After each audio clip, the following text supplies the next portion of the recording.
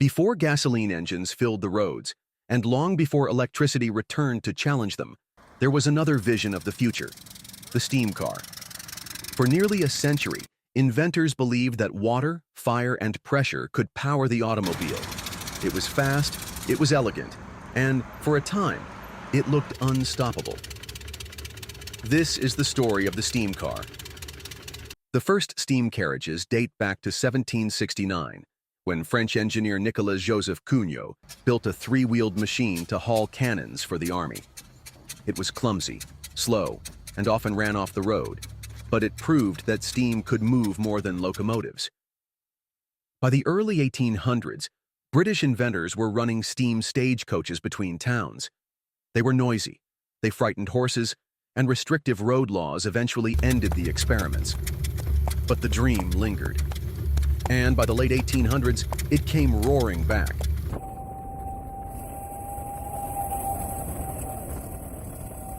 The 1890s and early 1900s were the golden age of steam cars.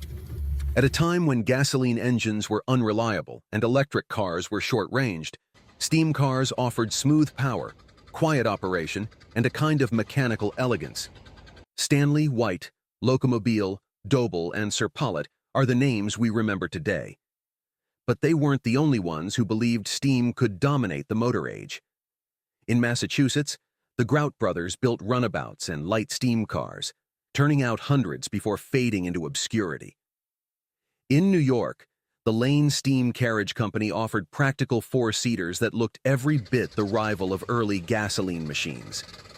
Beyond America, others made their own attempts.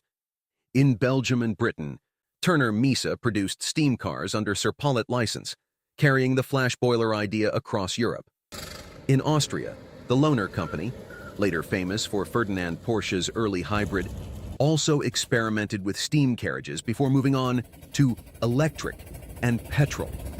Dozens of smaller marques sprang up: Steamobile, Mason, and more, each offering some twist on the formula.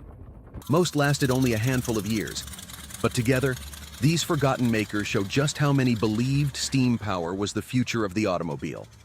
And out of that crowded field, only a few, Stanley, White, Locomobile, Doble, and Serpollet, would rise to define what we now call the golden age of the steam car.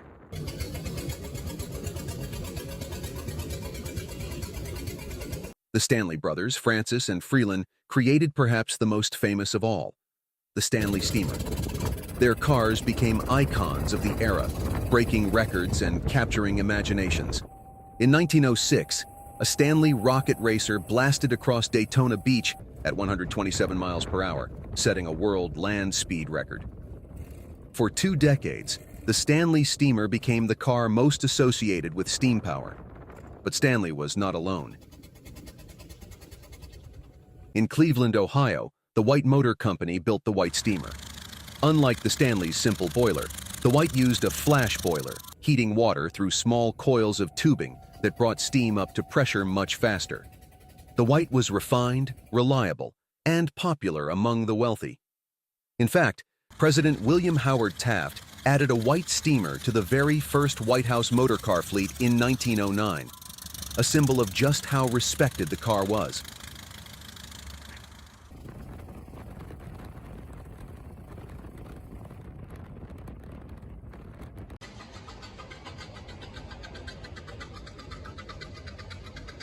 Another American brand, Locomobile, began with steam cars in 1899. They sold thousands before eventually switching to gasoline in 1902. It was a telling shift. While steam was elegant, gasoline was proving easier to sell. And across the Atlantic, French engineer Léon Serpollet pioneered his own flash boiler design. His Serpollet steam cars were fast, advanced, and in 1902 one set a world speed record of nearly 75 miles per hour. The first time a car had been officially timed above 100 kilometers an hour. For a brief moment, steam ruled.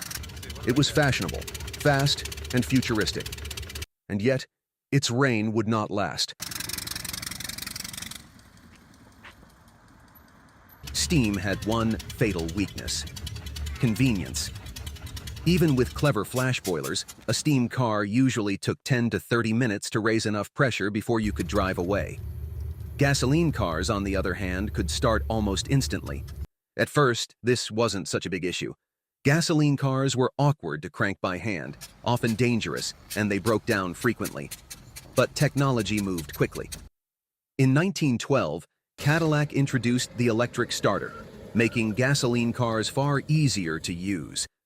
And Henry Ford's assembly line slashed prices, putting gasoline cars in the hands of ordinary Americans for just a few $100s. Steam cars, with their careful craftsmanship and costly boilers, couldn't compete. By the 1920s, Stanley was gone, White had switched to trucks, and steam had been left behind.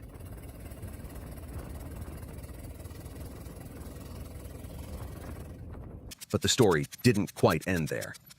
In the 1920s, the Doble brothers of California built what many consider the finest steam cars ever made.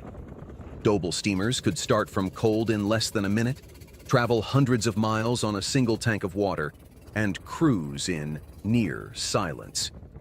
They were powerful, elegant, and ahead of their time, yet they were also ruinously expensive.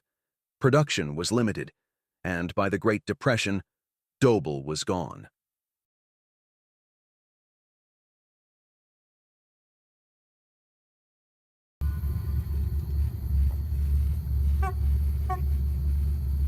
The steam car was not a failure. It was a stepping stone. For 30 years, steam competed head-to-head with gasoline and electric power. It offered a different vision of what the automobile could be. And while steam is gone, its story reminds us that progress is never straight.